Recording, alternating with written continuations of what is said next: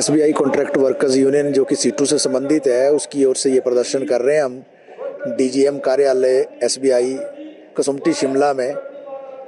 ये धरना इसलिए हो रहा है क्योंकि पिछले दिनों हिमाचल प्रदेश के एसबीआई की ब्रांचों में जितने भी कॉन्ट्रैक्ट वर्कर्स काम करते हैं, तमाम के तमाम कॉन्ट्रैक्ट वर्कर्स को ट्रांसफ़र करने के आदेश यहाँ से डीजीएम ऑफिस से दिए गए हैं, जो कि अपने आप में पूरी तरह से गैरकानूनी है। गैरकानूनी इसलिए है क्योंकि एसबीआई का प्रबंधन इस तरीके के आदेश नहीं दे सकता है, क्योंकि एसबीआई के ये लोग कर्मचारी ही नहीं हैं।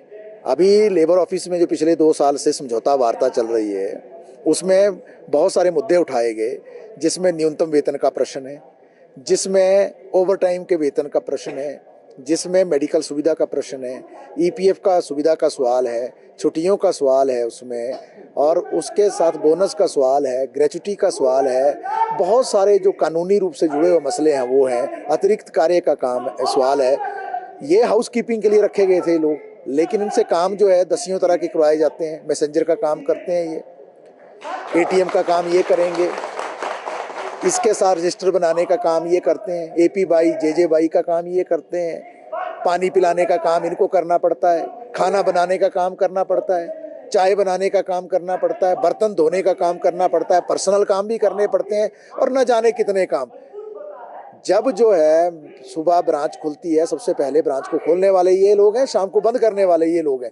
इतना ज़्यादा काम करवाने के बावजूद भी इनको जो न्यूनतम वेतन है उससे भी एक तरह से वंचित रखा जाता है, ओवरटाइम के वेतन से वंचित रखा जाता है, अतिरिक्त कार्य के अतिरिक्त वेतन से वंचित रखा जाता है।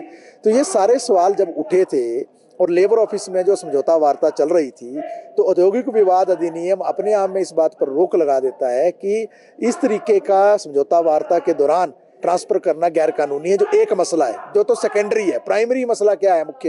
मुख्य मसला ये है कि जब एसबीआई स्वयं ही कहता है कि ये ठेकेदार के कर्मचारी है, तो एसबीआई कैसे ट्रांसफ़र कर सकता है? ये ठेका मजदूर अधिनियम जो 1970 उसका भी उल्लंघन है, ये 1946 का जो मॉडल स्टैंडिंग ऑर्डर्स का जो कानून है उसका भी उल्लंघन है। तो ये अपने आप में ये गैरकानूनी कार्रवाई है और लोगों को प्रताड़ित किया जा रहा है। आप 12,000 रुपये वेतन देकर जो लोगों को तंग करना चाहते हैं। आप हिमाचल जो है इसकी टोपोग्राफी देखिए, आप भूगोल देखिए हिमाचल का ज़्यादातर इलाका पहाड़ी है। अगर एक मजदूर को ट्रांसफ़र करके दूसरी ब्रांच में जाना है तो कितने किलोमीटर जाएगा? इसका मतलब ये है कि वो अभी जो घर के पास काम कर रहा है, इतनी कम तनख्वाह में 12,000 रुपये में, वहाँ उसको क्वार्टर रखना है। 4-5 हज़ार से नीचे क्वार्टर मिलता नहीं है। अलग से एक चूल्हा वहाँ चलेगा घर के सिवाय, वहाँ खाना खर्चे का कितना बोझ उस पर पड़ जाएगा।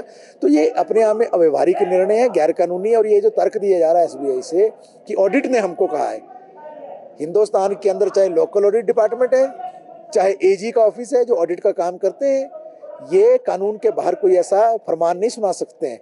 अगर इन्होंने कह भी दिया तो क्या डीजीएम या एसबीआई के जो अधिकारी थे उनका काम नहीं था ये इस बात को चेक करना कि जो गैर कानूनी बात वो कह रहे हैं उसको वो फॉलो ना करें? लेकिन ये सब कुछ किया जा रहा है, और हम इसलिए यहाँ आए हैं कि जब तक जो इनके ट्रांसफरों को रद्द नहीं किया जाता है और जो समझौता वार्ता चल रही है लेबर ऑफिस में, उस पर जो है मुकम्मल कोई निर्णय नहीं आता है, तब तक हम इस आंदोलन से पीछे नहीं हटेंगे। मैं एक बात बता दूं, 2015 में और 2018 में भी समझौते हुए थे यहाँ, जिसमें लेबर ऑफिस के अधिकारी थे, जिसमें यूनियन के पदाधिकारी थे, जिसमें एसबीआई के प्रबंधन था, जिसमें ठेकेदार थे। उन समझौतों में लिखित रूप में इन्होंने माना है किसी भी मजदूर को ट्रांसफ़र नहीं किया जाएगा, उसके बावजूद भी ये ट्रांसफ़र की जा रही है। तो ये पूरी तरह से गैरकानूनी कार्रवाई है। उसके खिलाफ ही आज जो हमने प्रदर्शन यहाँ कसुम्पटी में डीजीएम कार्यालय एसबीआई के बाहर किया है।